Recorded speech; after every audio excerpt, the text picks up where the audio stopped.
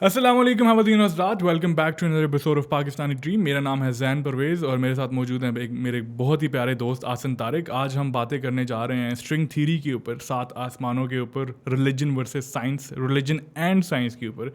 तो stay tuned and it's going to be a very interesting discussion. Asan, first of all thank you so much for coming. How are you feeling? So I'm feeling very good, अच्छा very optimistic right now. Yeah. अच्छा आसन, सबसे पहले तो ये बताएं कि यार बचपन में कभी खुले आसमान के नीचे सोए हैं? बिल्कुल सोया हूँ. अच्छा, या अभी भी सोते चारपाइयाँ हैं? डाल के नहीं, अब नहीं सोता. अब उसका सीन नहीं है, लेकिन अच्छा। पहले सोते थे चारपाइयाँ डाल के, जब दादी अम्मा भी हुआ करती थी हमारी. पेटिस्टल फैन लगाए होते थे हमने, और मतलब तो तारे जब देखते थे तो आप सवाल करते होंगे कि यार ये तारे क्या हैं? हाँ बिल्कुल, कब काफ़ी ज़्यादा सवाल आते थे. सबसे पहले तो ये होता था कि यार ये छोटी छोटी चीज़ें हैं, ये क्या हैं, ऐसे ही है. फिर मतलब थोड़ी बहुत देर बाद पता लगा कि यार तारे जो हैं वो चाँद से भी ज़्यादा बड़े होते हैं. तो मतलब हम उस चीज़ के ऊपर बिलीव नहीं करते थे. मैं जो हम देख रहे हैं हमने बस वही उसी के ऊपर करना. मतलब हम बड़े क्लियर थे अपने फंडे में ना. तो फिर आहिस्ता आहिस्ता मतलब घर वालों ने बताया कि मतलब हमने भी ये सवाल भी किए कि यार ये मतलब किधर से आते हैं, कहाँ पे होते हैं, ठीक है. घर वालों ने बताया कि अल्लाह ताला ने बनाए हैं, उसी को ज़्यादा बेहतर पता है, और ये वो इस तरह की बातें हैं. अच्छा, एक और सवाल बचपन में आता था कि यार अल्लाह ताला कितने बड़े हैं? उसका जवाब कभी आपने मांगा किसी से? बिल्कुल. मैंने एक दफ़ा क्या हुआ कि तकरीबन मैं 4-5 साल का था. तो हम अपनी फुप्पो को ट्रेन स्टेशन के ऊपर रिसीव करने गए. तो वहाँ पे ट्रेन इतनी लंबी, मैंने कहा यार मतलब बहुत लंबी है. अम्मी साथ मेरी खड़ी थी, मेरा हाथ पकड़ा होता. मैंने कहा अम्मी, अल्लाह ताला जो है वो इस ट्रेन से भी ज़्यादा बड़ा होता है. उन्होंने कहा हाँ बेटा, इस ट्रेन से भी ज़्यादा बड़ा होता है. यार मैं भी ना, मेरा बचपन दादा के साथ गुजरा. घर थोड़ा दूर होता था हवेली से, वॉकिंग डिस्टेंस पे था. लेकिन मुझे जो बचपन की यादें हैं, जो मेमोरीज हैं, वो अपनी हवेली की हैं. सही है. जब मैं दादा अबू के साथ सोता होता था और रात को हम ऐसे ही खुले आसमान के नीचे बातें कर रहे होते थे. तो स्टार्ट मैंने भी तारों से किया.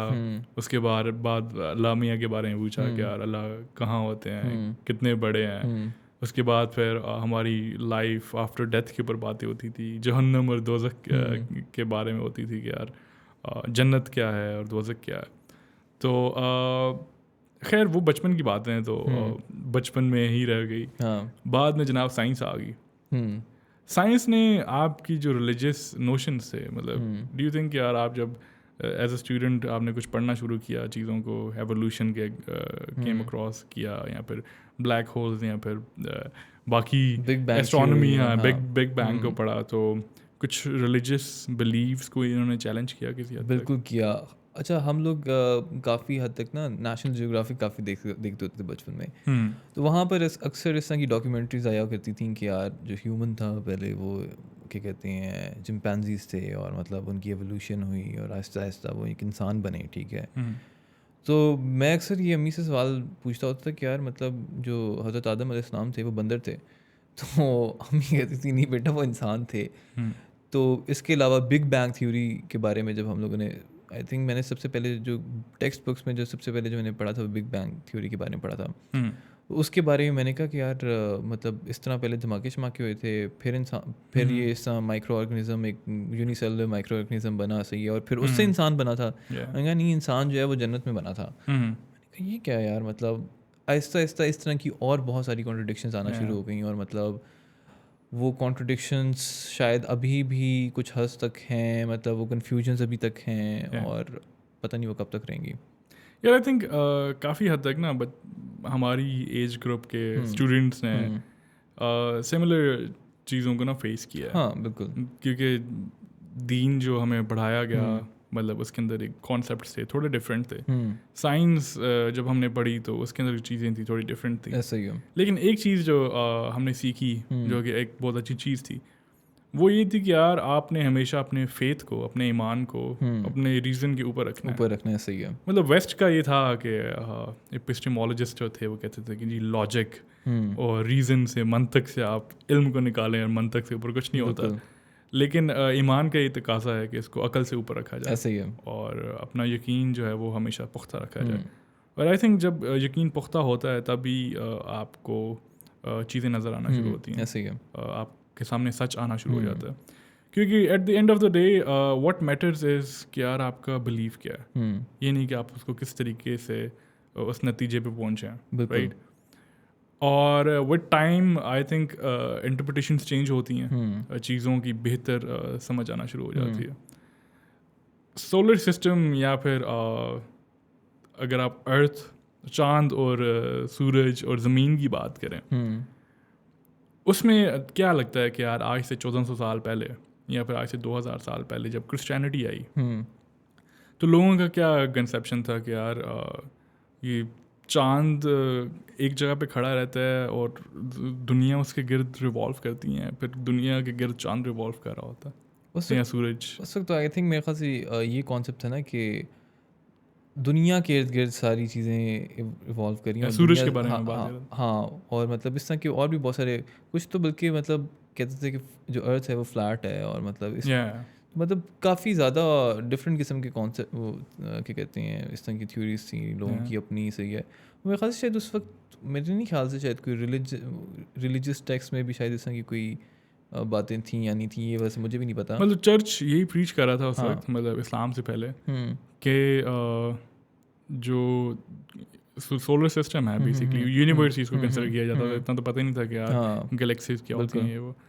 तो यूनिवर्स इज जियोसेंट्रिक. सही है. जियो means earth, and earth is at the centre of everything. सही है.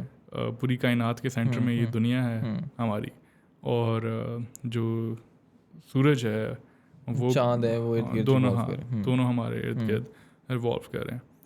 तो बाद में गैलीलियो का आपने नाम सुना होगा, वो आया, उसने कहा कि नहीं जी ये तो सिस्टम सारा हीलियोसेंट्रिक है, सन इज इन द सेंटर और सन के गिर्द हमें रिवॉल्व कर रहे हैं. तो वो चर्च बड़ा ऑफेंड हो गया और लोग उसको मारने को आ गए कि यार तुमने कैसी बातें कर दी हैं. लेकिन एक bit time you learn, even in Quran यही लिखा हुआ था कि यार सूरज जो है वो गर्दिश में है, लेकिन at first people interpreted it in different ways. लेकिन रिसेंटली हमने सीखा कि यार अच्छा जो सूरज की गर्दिश है वो अपने मिल्की वे में ट्रैवल कर रहा है. तो हमें समझ आई कि अच्छा Quran was right about that कि यार सूरज गर्दिश में बिल्कुल राइट. तो चीज़ें हम with time with new inventions, जब हमने अपनी सैटेलाइट्स हवा में भेजी तो हमने डिस्कवर की, लेकिन कोई अभी तक ऐसी चीज़ नहीं आई जिसने कुरान के साथ कॉन्ट्राडिक्ट किया हो. मतलब हमने कुछ ऐसी चीज़ नहीं डिस्कवर की कि हमने कहा हो कि यार कुरान के अंदर ये बात ऐसी लिखी हुई थी लेकिन ऐसे नहीं है, ऐसी है. लेकिन इस तरह की चीज़ें हमने सीखी कि हमने कहा कि यार कुरान के अंदर ऐसे लिखा हुआ था, उसका हम ये समझ रहे थे लेकिन असल में वो हमने इस तरह से समझना था. तो हमने समझ अपनी इंटरप्रिटेशन चेंज की विद टाइम. लेकिन ये है कि कुरान ऑलवेज स्टूड राइट. क्योंकि देखिए ना 1400 साल पहले एक टेक्स्ट आता है, उस टाइम पे उन लोगों, अब ऐसा टेक्स्ट है जो कि थ्रू आउट द टाइम उसने वैलिड रहना है. थ्रू आउट द टाइम लोगों को उसने कन्विंस करना है, उनको सेटिस्फाई करना है. तो ऑब्वियसली उसके अंदर इतनी गुंजाइश होगी कि यार हर टाइम के लोग उसको अपने तरीके से अंडरस्टैंड कर पाएँ. ऐसे ही है. इसी तरह 7 आसमानों का जो कॉन्सेप्ट है, मतलब ये आई थिंक इस्लाम और क्रिश्चियनिटी से भी पुराना कॉन्सेप्ट है. मतलब एज मुस्लिम्स तो वी बिलीव कि यार आदम से ही स्टार्ट है. लेकिन दुनिया के जो सबसे पुराने रिलीजन्स हैं, हिंदुइज़्म, आप अगर टेक्सला जाए ना तो उधर वो बुद्धिस्ट और हिंदू वो स्कल्पचर्स पड़े होते हैं, और उस म्यूज़ियम के अंदर आप देखें ना तो वो ऐसे ना 7 लेवल्स बने होते हैं. अच्छा. तो उनके अंदर भी इस तरह के ना एलिमेंट्स थे. सही. तो ये 7 आसमानों का कॉन्सेप्ट काफ़ी पुराना है. ठीक है. और ख़ास तौर पे जो अब्राहमिक रिलीजन्स हैं उनके अंदर तो बिलीव किया जाता है कि यार 7 आसमान हैं. लेकिन साइंस मतलब इस चीज़ में उस तरीके से तो नहीं, एक एथियस्ट है या साइंटिस्ट है वो तो आके ये कहेगा कि यार किधर है, मतलब पहला आसमान है, मतलब एक ही आसमान है, एक ही कायनात है, दूसरी किधर है. हमने इस चीज़ का भी मुस्लिम स्कॉलर्स ने विद टाइम अपने तरीके से जस्टिफाई करने की कोशिश की कि जी ये लिमिट है पहले आसमान की, इधर से फिर आगे दूसरा शुरू हो जाता है, फिर तीसरा शुरू हो जाता है.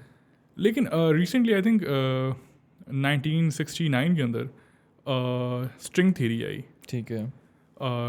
आई थिंक गैब्रिएलो क्या नाम था, वेनेजियानो. हाँ. तो स्ट्रिंग थ्योरी बेसिकली जब आती है तो मतलब it was a revolution in terms of mathematics, और फिजिसिस्ट भी मतलब बड़े इंस्पायर हुए कि यार ये तो it's almost like a theory of everything.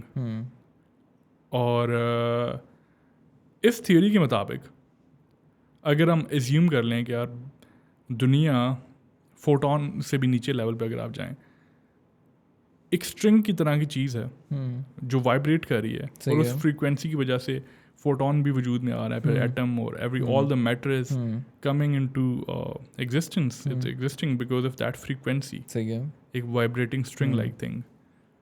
अगर हम ये एज्यूम कर लें तो हमें काफ़ी ज़्यादा अपने यूनिवर्स के बारे में राज पता लग जाता है। उस बेसिस के ऊपर आपने इस अजम्पशन को जब अप्लाई किया ब्लैक होल्स के ऊपर, वही मॉडल आपने जब यूज़ करके ब्लैक होल्स की नेचर को समझने की कोशिश की, तो you were able to predict a lot of things about black hole even before looking at them.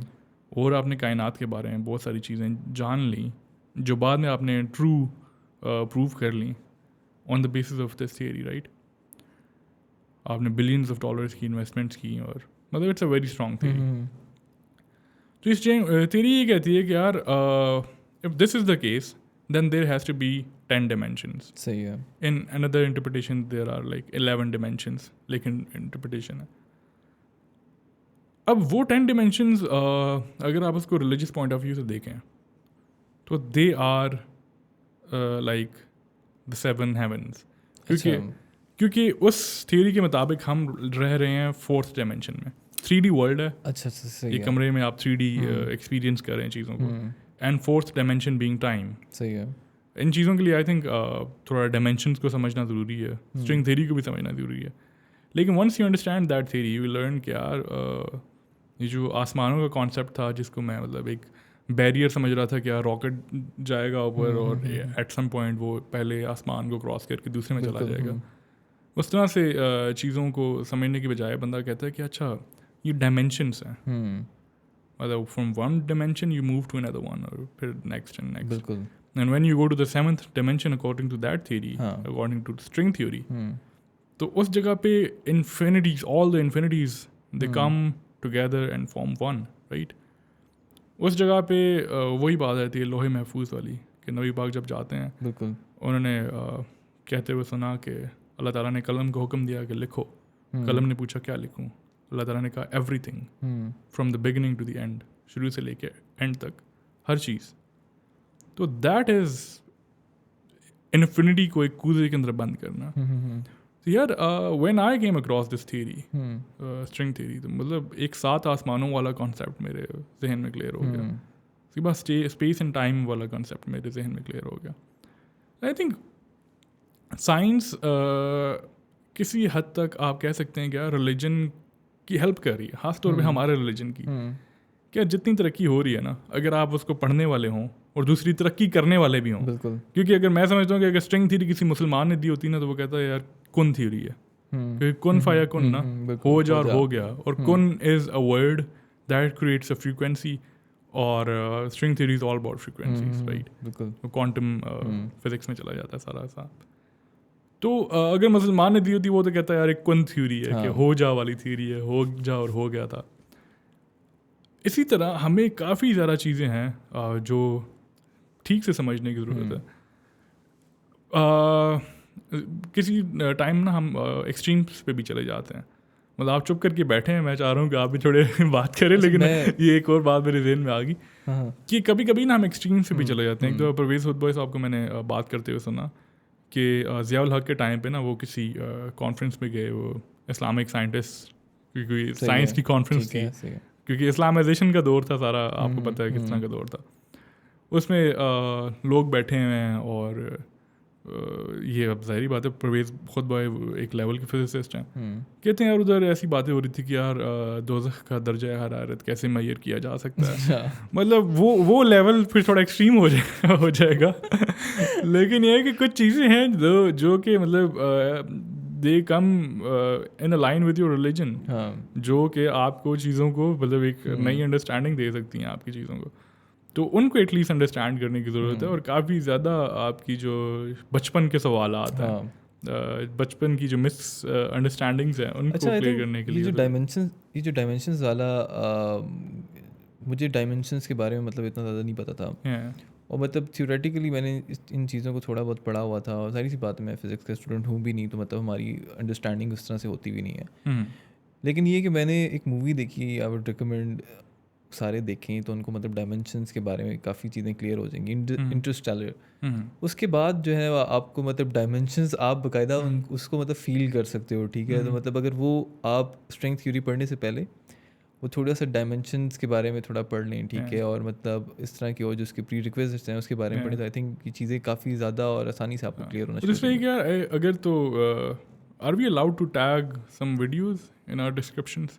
I think तो वो कुछ स्ट्रिंग थ्योरी की वीडियोस भी हम डिस्क्रिप्शंस में डाल देंगे, वो आप जाके ज़रूर देखें और फिर उनको रिलेट करें 7 हेवंस के साथ, और ये भी देखें कि यार स्ट्रिंग थ्योरी के मुताबिक जो डिफरेंट डायमेंशंस हैं उनके ऊपर कॉन्शियसनेस की स्टेट क्या होती है, तो बड़ा इंटरेस्टिंग आपको मालूमात मिलेगी। तो क्या बात कर रहे थे आप? मैं वो मूवी रिकमेंड कर रहा था। अच्छा, मैं ये पूछना चाहता था कि इंटरस्टेलर के अंदर मेंशन है कि यार ये 5th डायमेंशन है? हाँ बाकायदा उन्होंने बताया है कि आप फिफ्थ अच्छा, वो असल में एक प्रोजेक्ट होता है उनका, सही है, वो कहीं स्पेस में जा रहे होते हैं, ठीक है, और मतलब उनको कहीं से सिग्नल्स मिल रहे होते हैं, और उसको ना कहते हैं कि वो कोई हायर बीइंग्स हैं, ठीक है, और उनको दे कहते हैं, उनको नहीं पता होता कि वो कौन है, ठीक है, और फिर बाद में रिवील होता है कि वो खुद ही था, ठीक है। तो मतलब वो 5th डायमेंशन में होता है और सिग्नल्स दे रहा होता है दूसरी डायमेंशन के लोगों को कि यार ये इस तरह ना करो। देखी थी, लेकिन जिस एज पे देखी नहीं आई थी तब देखी थी, लेकिन उस टाइम आई थिंक मैं इतना मैच्योर नहीं था, ना इतना अंडरस्टैंडिंग थी चीज़ों की। तो वो असल में अपनी बेटी को, ठीक है, वो सिग्नल्स भेज रहा होता है जो उसकी बुक शेल्फ के पीछे से ना, मतलब वो उसको सिग्नल्स दे रहा होता है, ठीक है, और उसकी बेटी जो है उस सिग्नल को परसीव कर भी लेती है, ठीक है। वो अपने बेटे को रियल टाइम में जब वो स्पेस में नहीं गया होता, ठीक है, उसको वो रोक भी रही होती है, कहता है कि यार मुझे जो घोस्ट है, सही है, इसने सिग्नल दिया है कि स्टे, ठीक है, कि मतलब रुक जाओ, सही है। तो वो चीज़ फिर बार बार हो रही होती है, और उसके आखिर में ये होता है कि खैर मैं वैसे मूवी को स्पॉइल नहीं करना चाहता, मतलब आप लोग खुद ही देखें। वो तो मुझे एकदम से याद आ गया कि यार ऐसे लोग भी होते हैं जिनको मूवी बता दो कि आगे क्या हुआ। इंटरस्टेलर आपने शायद सबसे एंड पे देखी है? मैंने बहुत आखिर में देखी है, सही। मुझे बहुत लोगों ने कहा हुआ है कि देखो देखो देखो देखो, मैं कह रहा था कि यार मतलब बोरिंग चीज़ है, लेकिन मैंने जब देखना स्टार्ट की तो एकदम से उसने मेरा इंटरेस्ट ग्रास्प किया। और दूसरा यार आज की पॉडकास्ट के अंदर मतलब जो बहुत ही ज़्यादा इंपॉर्टेंट चीज़ जो कि रियलाइज़ हुई है बैठे बैठे भी, वो ये कि जिस तरीके से इंटरस्टेलर आपने मतलब अभी देखी और आपको बेहतर तरीके से समझ आई, और मैंने काफ़ी टाइम पहले देखी थी और काफ़ी चीज़ों की समझ नहीं थी, जिसकी वजह से इंटरस्टेलर भी सही समझ नहीं आई। तो जिस तरीके से आई थिंक इंटरस्टेलर दोबारा से देखने की ज़रूरत है। मैं कहता हूँ अब अगर आप दोबारा देखेंगे ना, आपको इतनी ज़्यादा चीज़ें क्लियर होंगी कि आपकी सोच है। एग्जैक्टली मतलब मुझे बात वो मैं जो करना चाह रहा हूँ कि जिस तरीके से हमें इंटरस्टेलर दोबारा से देखने की ज़रूरत है, हमें कुरान को भी ना दोबारा से पढ़ने की ज़रूरत है, क्योंकि मेरे ख्याल में हमने जो बचपन में पढ़ा था, ट्रांसलेशन भी अक्सर हम बचपन में पढ़े थे, भी जो एज है इस पे अंदर हम आके वो छोड़ जाते हैं। मतलब बहुत कम लोग हैं जो पढ़ पाते हैं। ऐसे ही है। हम सीएसएस की तैयारी कर रहे थे, मेरे एक दोस्त थे डॉक्टर साहब, उन्होंने मतलब हमारे साथ बैठे बैठे ही सारी तफसीर पढ़ी और सारा कुछ किया माशाल्लाह, और मतलब दैट वाज वेरी इंप्रेसिव। कुछ लोग हैं जो कर जाते हैं और वो बड़ा उसका फ़ायदा होता है, लेकिन यह है कि इट इज़ वेरी इंपॉर्टेंट कि बेशक ये नहीं कि आपने बचपन में एक दफ़ा ख़त्म कर लिया है। हमारे आजकल ये रिवाज है ना कि यार मैंने तो पढ़ा हुआ है बस ये तो रमज़ान में हम फिर तिलावत कर लेते हैं, अरबी पढ़ लेते हैं, लेकिन आई थिंक ट्रांसलेशन को पढ़ने की और उसको तफसीर को समझने की बहुत ज़रूरत है, क्योंकि आपकी अंडरस्टैंडिंग ट्रांसफॉर्म हो जाएगी एट दिस एज ना। वही मूवी वाली हम एनालॉजी इस्तेमाल कर रहे हैं, लेकिन ये है कि काफ़ी ज़्यादा चीज़ें मतलब इसमें जितना जल्दी कर सकें करें। मतलब हम चीज़ों को जो है वो पेंडिंग पे डाल के, और मतलब हमने अपने पेरेंट्स को भी देखा हुआ है, सही है, कि वो वैसे तो पढ़ लेते हैं, ठीक है, और मतलब काफ़ी अच्छा पढ़ लेते हैं, लेकिन मतलब उनकी भी हमेशा से ख्वाहिश रही है कि यार हमने तफसीर पढ़नी है। तो मतलब हम भी कहीं का उस स्टेज पे ना चले जाएंगे, हमारे बच्चे हो जाए, फिर हम सोचेंगे यार तफसीर पढ़नी चाहिए, और मतलब हम अपने बच्चों को कहेंगे यार तुम भी पढ़ो, इससे बेहतर है बंदा खुद पढ़ ले। बिल्कुल। तो या अच्छा हसन, एक और सवाल जो मैं आपसे करना चाह रहा था वो ये था कि यार क्या लगता है कि यार इंसान की उम्र, लेट्स से कि इंसान एक 70 साल का इंसान है, उसकी उम्र का सबसे मुश्किल हिस्सा कौन सा होता है? आई थिंक ये जो मिड 20s की जो ब्रैकेट है, आई थिंक ये सबसे ज़्यादा डिफ़िकल्ट टाइम होता है, क्योंकि ये एक डिसाइडिंग मोमेंट होता है, ठीक है, पॉइंट होता है जहाँ पर आपके जो डिसीजंस हैं आपकी पूरी लाइफ की ट्रजेक्टरी को चेंज कर रहे होते हैं, सही है। ये वो टाइम होता है जब जहाँ पर आप डिफरेंट काइंड ऑफ रिस्क जो हैं वो ले सकते हो, ठीक है, और मतलब आपके पास ये क्या कहते हैं चीज़ होती है कि आप रिस्क ले सकते हो, क्योंकि मिड-30s में या 30s में एंटर होने के बाद आप स्टेबिलिटी के पीछे जा रहे होते हो। तो आई थिंक ये जिस टाइम पे मैं मौजूद हूँ, नहीं ये इसीलिए तो आप नहीं कह रहे क्योंकि यार इस टाइम पे आप मौजूद हैं तो आपको ये सबसे मुश्किल एज लग रही है। ये मुझे लगता है कि सही में मतलब काफ़ी लोगों से बात की है, अपने काफ़ी प्रोफेसर से, सीनियर लोगों से बात की है, वो हमेशा यही कहते हैं कि ये जो टाइम है ये बहुत अहम इम्पॉर्टेंट टाइम है और मतलब मुश्किल भी होता है, ज़ाहिर सी बात है, क्योंकि मतलब बहुत सारी कन्फ्यूजन का शिकार होता है। अच्छा, मज़े की बात है कि यूट्यूब आपको आपके अपने जो व्यूअर्स होते हैं उसका डाटा देता है थोड़ा बहुत, सही है। और इंटरेस्टिंगली इनफ हमारे जो सबसे ज़्यादा व्यूअर्स हैं टारगेट भी वही था, हमारी उम्र के ही होंगे, तो वो भी हमारी एज ब्रैकेट के हैं। सही है। और ये जो एज है मिड-20s, इसको फ़िलासफ़ी में या फिर लिटरेचर में एग्जिस्टेंशियल एज भी कहते हैं। अच्छा। अब एग्जिस्टेंशियलिज्म को समझने के लिए कुछ एग्जिस्टेंशियल स्टेट्स हैं जिनको समझना ज़रूरी है, जो कि लोग समझते हैं, रिलेट कर पाएंगे, जिसके अंदर वही anxiety, depression, boredom, loneliness, nihilism, ये सारी चीज़ें आ जाती हैं कि यार कभी कभी बंदा कहता है कि यार लाइफ इज़ मीनिंगलेस, पर्पसलेस, कभी कभी बंदा बोर हो जाता है, कभी कभी बंदा लोनली फील करता है, कभी एंग्शियस होता है, कभी डिप्रेस होता है चीज़ों को लेके। और आई थिंक इस एज के ऊपर हम अपने क्लास फेलोज़ का, अपने दोस्तों का जायज़ा लें या फिर सोशल मीडिया से उठा के देख लें दूसरे लोगों को, कुछ तो एडमिट नहीं करते, लेकिन यह है कि everybody is going through the states, और इसी कश्मकश में लगे हुए हैं कि यार किस तरीके से अपनी ज़िंदगी को सीधा करें। अच्छा, ये वैसे सही बात है। मतलब मैं खुद अपने आप को देखूँ या मेरे जितने भी आसपास जितने भी दोस्त हैं, ठीक है, हर कोई डिप्रेशन का शिकार है, किसी को नहीं पता कि आगे क्या करना है।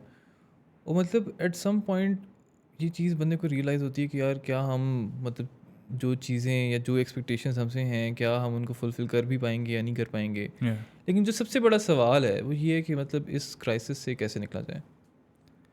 यार अगर तो ये क्राइसिस ऐसी होती ना कि यार सिर्फ किसी किसी को होती है, तो शायद इसके अंदर से निकलने का कोई तरीका होता। लेकिन अगर आपको पता चला है कि यार हर कोई मिड-20s में जाके इन चीज़ों से गुजरता है, जैसे प्यूबर्टी आपको हिट करती है टीन एज के अंदर, इसी तरह ये एग्जिस्टेंशियल क्राइसिस आपको मिड-20s के अंदर हिट करती है। तो I think the only way out of this crisis is time. और मतलब आपने एक दफ़ा मुझे बात की थी कि इंसान को कभी भी सब्र नहीं मांगना चाहिए, क्योंकि सब्र के साथ बहुत सारी मुश्किलें और आजमाइशें आती हैं। लेकिन आई थिंक इस स्टेज के अंदर तो बंदे को सब्र ही मांगना चाहिए कि यार टाइम देखें ना, मेरी बात सुने, अब देखें एक बंदा है जिसने इस क्राइसिस के साथ अच्छे से डील कर लिया, हो सकता है मतलब पॉसिबिलिटी है, अच्छे खासे चांसेस हैं कि यार वो अपनी 30s में या लेटर ऑन लाइफ में एक सक्सेसफुल इंसान बन जाए। और ये भी पॉसिबिलिटी है कि मतलब एक इंसान जो है इस क्राइसिस के साथ सही तरीके से डील नहीं कर पाता और वो आगे फर्दर डिप्रेशन में चला जाता है, सही है, और मतलब उसको आगे उस तरह सक्सेस भी नहीं मिलती और वो सुसाइड की तरफ या और इस तरह की चीज़ों की तरफ चला जाता है। तो मतलब कोई कम से कम एक ऐसी चीज़ होनी चाहिए या इसको डील करने का कोई ऐसा हो कि मतलब इसको कम से कम आप मिनिमाइज़ कर सको। तो उसके लिए कुछ मतलब बताएं ना यार। आई थिंक कोई एज सच रेमेडी तो नहीं है, मतलब मैं तो रेमेडी देने के लिए तो नहीं बैठा हुआ था कि यार मतलब मैं आपको एज अ गुरु कभी कभार कंसिडर करता हूँ कि मतलब मुझे कभी कभार कोई मसला आता है तो मैं आपको कहता हूँ कि यार ज़ैन यार ये चल रहा है, बताओ क्या सीन है। वो मतलब तुम्हें पता हो ना बताओ, लेकिन ये कि तुम कोई अच्छी बात कर देते हो, ठीक है यार। आई थिंक सबसे इम्पोर्टेंट चीज़ जो हाईलाइट हम भी करना चाह रहे थे और जो समझना ज़रूरी है वो यही है कि everybody is going through it, you are not alone. मतलब किसी बड़ा ही फेमस सेंटेंस है कि यू आर नॉट अलोन, तो we are with you, Asan is with you, and lot of people like us are with you. मतलब apparently लगता है कि यार चेहरे पे मुस्कुराहटें हैं और मतलब लाइफ इज गुड। तुम इतना जो मुस्कुरा रहे हो क्या कम है जिसको छुपा रहे हो, छुपा रहे हैं या लेकिन विद इन आवरसेल्फ वही क्वेश्चंस हैं हर किसी। और I think it is very important to go through this age ना, मतलब एग्जिस्टेंशियल स्टेट्स ही तो आपको मतलब थोड़ा रिफ्लेक्ट करने पे मजबूर करती है कि यार जिस साइड पे आप जा रहे हो ये ठीक है नहीं. आई थिंक वन वे आउट जो कि सोचने पे आपको मुझे मजबूर कर रहे हैं ना अभी भी मेरे जहन में आई बात फ़लसफ़े की आई कि जिस बंदे को कहते हैं ना फादर ऑफ एग्जिस्टेंशलिज्म, अच्छा उसका नाम है किरकेगार्ड. सही है. और उसकी फ़िलासफ़ी का खुलासा यही है कि लिव एन ऑथेंटिक लाइफ, कि एक ऑथेंटिक लाइफ चाहिए. उसने को बताया है कि ऑथेंटिक लाइफ क्या होती है. मतलब उसने बताया है, लेकिन ये कि आपने तो अपने आपके लिए खुद डिस्कवर करना है ना. हाँ बिल्कुल ये भी है. कि what are the things that I really want to do, what are the things that I want to go after. क्योंकि उनकी अब जो ऑथेंटिसिटी की तरफ आप जाएंगे किसी फ़लसफ़े की, तो आप यकीन करें आप अपना आप बंदा खुद कंफ्यूज हो जाएगा. आप किरकेगार्ड से फिर आप नीचे की तरफ जाएंगे, नीचे से आप फिर मोरालिटी को क्वेश्चन करेंगे, फिर आप कहेंगे कि मैं उबरमेंश बन जाऊँ, सुपरमैन. हाँ, तो वो क्योंकि जब फिलोसोफर इस तरह की चीज़ों को डील करता है ना, वो ज़्यादा मोरालिटी के ऊपर बात करता है. यार मेरे पास वैसे एक बड़ा अच्छा सोल्यूशन है. मतलब क्या बता, शायद आगे मैं भी मतलब ऐसे फिलोसफर जाना चाहूँ, पहचाना चाहूँ, ठीक है. और मैं कहता हूँ इस टाइम पे ना अपने दोस्तों के साथ बड़ा टाइम स्पेंड करना चाहिए, ख़ासतौर पे लौंडों के साथ, ठीक है. और दूसरा ये कि मोरालिटी अपनी दुरुस्त करनी चाहिए. हाँ that is also very important. दोस्त मोरालिटी ख़राब करते हैं.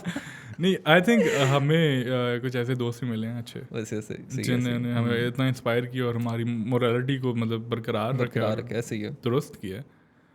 और आपको भी ऐसा दोस्त बनना चाहिए जो कि दूसरों की मोरल वैल्यूज़ के ऊपर काम करे, उनको स्ट्रेंथन करे, ना कि उनको मतलब गलत कामों पे लगाए. That is very important. क्योंकि इस स्टेज के ऊपर लोग अक्सर औकात यूजुअली दोस्तों के ऊपर ही रिलाई कर रहे होते हैं. क्योंकि फैमिली के अंदर ज़ाहिर बात है, ये एग्जिस्टेंशियल एज मतलब बड़ा रीसेंट फिनोमेना है. ये नहीं कि मतलब अज़ल से है. वो एग्रीगेरियन सोसाइटीज़ के अंदर थोड़ा डिफरेंट हुआ करता था कि यार आप बस जाएं खेती बाड़ी करें, आप बच्चों को भी यंग एडल्ट्स की तरह ट्रीट किया जाता था. कोई स्पेसिफाइड वो नहीं था. लेकिन यह है कि यार रिसेंटली ये थोड़ा एग्जिस्टेंशियल एज का थोड़ा मीनिंग डिफरेंट हो गया है जब से 16 साल की एजुकेशन हम पे फ़र्ज हो गई है एक किस्म की. और मेरे ख्याल से शायद ये मतलब इस तरह के क्वेश्चंस जो हैं, देखिए मेरे ख्याल से जो आपकी इंडस्ट्रियल रेवोल्यूशन से पहले मतलब जो सबसे जो इम्पोर्टेंट जो इशू ह्यूमैनिटी फेस करी थी वो फूड की सप्लाई थी, सही है. और उसके बाद जो मशीन आई, ठीक है, और हमने जो नए मशीनरी यूज़ करना शुरू कर दी एग्रीकल्चर में अपने, तो उससे जो प्रोडक्टिविटी थी वो कई फोल्ड्स इंक्रीज़ आया उसमें, सही है. तो हमारे पास कम से कम खाने के कोई मसले मसाइल नहीं थे, सही है.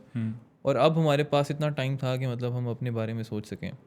उसके बाद आई थिंक ये इश्यूज़ और मतलब ये चीज़ें, ये क्राइसिस हम इंसानों को ज़्यादा फेस करने को मिलेंगे. क्योंकि बात वही है कि अगर आपके पेट में खाना नहीं है, सही है, तो आप दिमाग से कैसे सोचेंगे. तो अल्टीमेटली आई थिंक यार वही बात आ जाती है. कहते हैं कि यार किताबें भी इंसान की दोस्त होती हैं. और पता नहीं क्यों मैंने ख़ुद भी ये पर्सनली बात फ़ील की है एट सम पॉइंट. लेकिन ज़ाहिर बात है, इंसान जो ख़ुद फील करता है, बंदा कहता है कि यार this is the maybe the universal principle, कि जब भी कोई दीन दुनिया की बात की जाए और आप थोड़े गफलत में हैं तो वो बात आपको बड़ी चुभती है. सही बात है. जब भी आप ऐसे बात कर बड़ी बड़ी फ़लसफ़े डिस्कस कर रहे हैं और बीच में कुरान की बात हम करेंगे तो बात बड़ी चुभेगी. लेकिन जिस तरीके से किताबें दोस्त होती हैं, आई थिंक कुरान से बेहतर तो किताब नहीं है. सही बात है. और एग्जिस्टेंशलिज्म में हमने ये बात की कि यार एक पेशेंस और एक मोरालिटी को अपना बरकरार रखना इट्स वेरी इंपॉर्टेंट.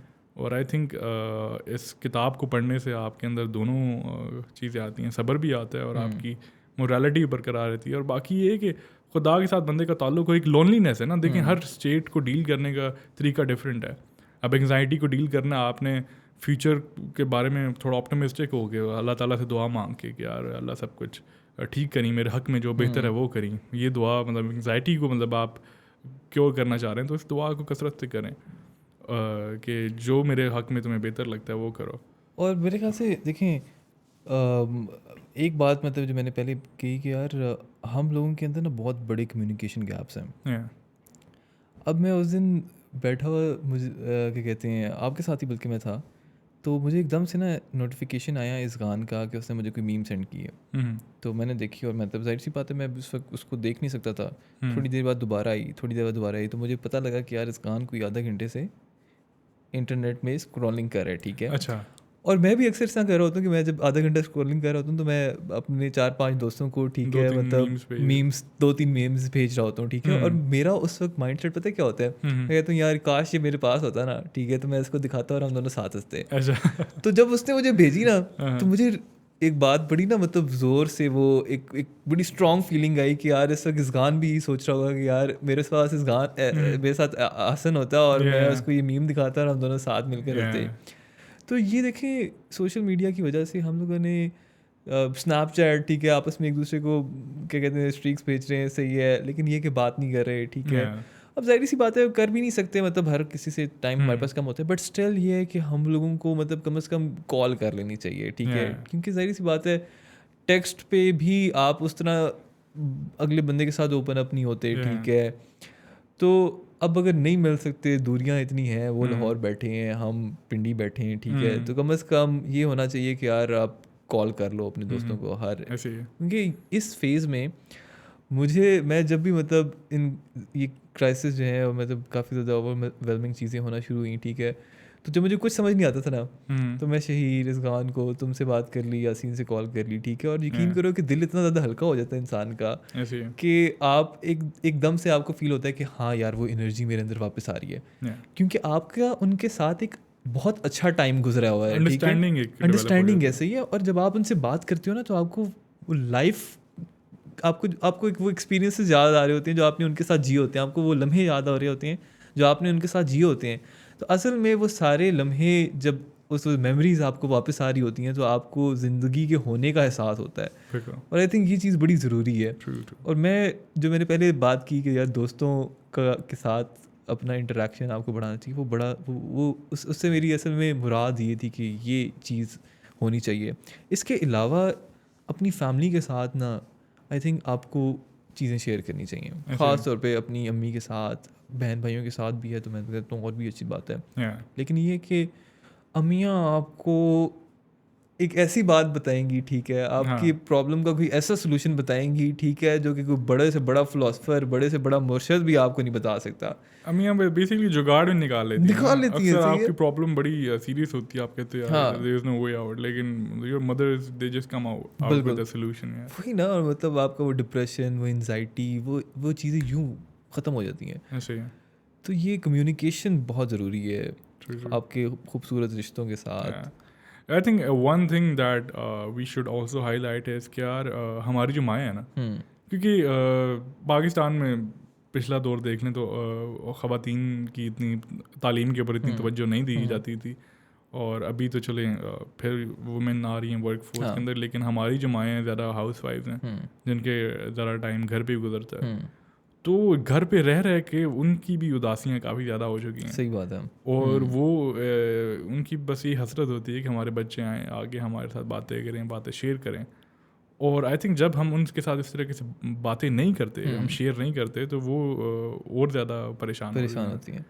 और यार ये देखें कि हमारी सोसाइटी में माएँ ख़ास तौर पे कितनी बड़ी कुर्बानियाँ देती हैं कि यार मतलब अपनी मतलब हम लोग जिस माशरे में रहते हैं वहाँ पर ख़वातीन की अगर लड़कियों के साथ भी ज़्यादा दोस्तियाँ हैं, ठीक है, मतलब कोई नई बहू आती है, मतलब पुराने दौर में इस तरह होता था कि नई बहू आती है तो वो अपनी अगर सहेलियों के घर भी जा रही है तो मतलब उसको कहा जाता था कि यार नई सहेलियों की तरफ ना जाओ, ठीक है, और मतलब अपने घर पे अपना ध्यान रखो, बीवी अपने शोहर का ध्यान रखो, अपने बच्चों का ध्यान रखो। तो अपनी माओं ने हमारी जो माएँ हैं उन्होंने अपनी जो सोशल लाइफ है उसको बिल्कुल कॉम्प्रोमाइज़ कर दिया, ठीक है, अपने आप को कहते हैं ना अपने बच्चों के लिए जो फना कर देना, उन्होंने वो किया है, ठीक है।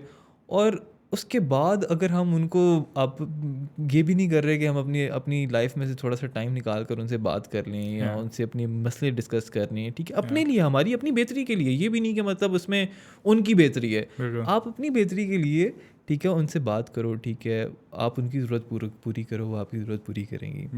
तो ये बहुत ज़रूरी है सर। ऐसे यार आप इमेजिन करें ना, पहले तो आप मुझे इस चीज़ का जवाब दें कि यार आपको किस चीज़ की फ़िक्र है आजकल, मतलब कल आने वाले कल में, या फिर रूटीन की फ़िक्र आपकी क्या है? सर मुझे फ़िक्र रोज़गार है आजकल। उसके अलावा मतलब आपका जो रोज़गार है, हाँ। बेसिकली आप यूर अ टीचर, हाँ। आपको ये फ़िक्र होती है कि यार मैंने अपना लेसन प्लान तैयार कर लिया, नहीं किया। इस तरह की फ़िक्रें नहीं है मुझे, मतलब अच्छा, ये तो मैं मतलब अल्हम्दुलिल्लाह कर रहा हूँ, ठीक है, और हाँ। मतलब मेरा अभी 1 साल का नहीं, कॉन्ट्रैक्ट। फ़िक्र है इसीलिए कर रहे हैं ना, मतलब वुडंट यू एग्री? हाँ, मतलब ये भी है, बिल्कुल हाँ। ये भी है, ज़ाहिर-सी बात है। हाँ, मतलब बंदा वही काम कर रहा होता है जिस चीज़ का उसको एहसास होता है, हाँ, जिसकी बिल्कुल। उसको फ़िक्र होती है।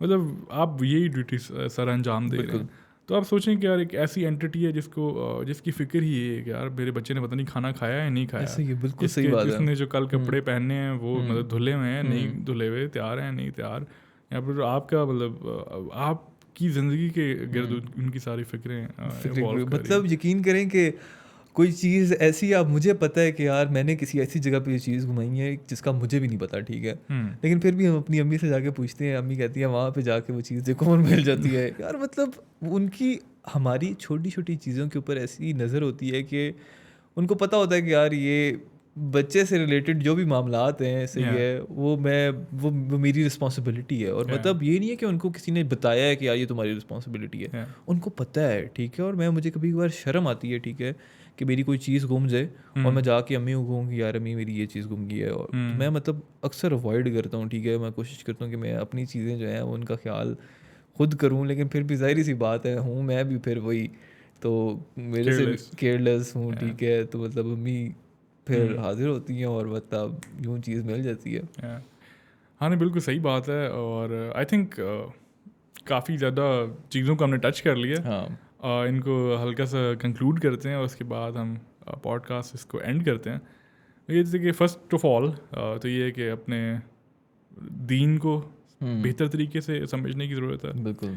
और साइंस को भी समझने की, मतलब दीनी इल्म के अलावा बाकी इल्म किताबें पढ़ें, साइंस की किताबें पढ़ें, बाकी फिक्शन पढ़ें, कुछ भी पढ़ें, और चीज़ों को बेहतर तरीके से समझें। और उसके अलावा ये जो एज है, ख़ास तौर पे एग्जिस्टेंशियल एज, इसके अंदर यही है कि यार आपको पता होना चाहिए कि there are other people, in fact everybody is going through the same situation, ऐसे ही है। सेम फीलिंग्स, और सब्र से काम लें, दोस्तों की मोरल डेवलपमेंट करें, और अच्छे दोस्तों के साथ बैठें, बिल्कुल।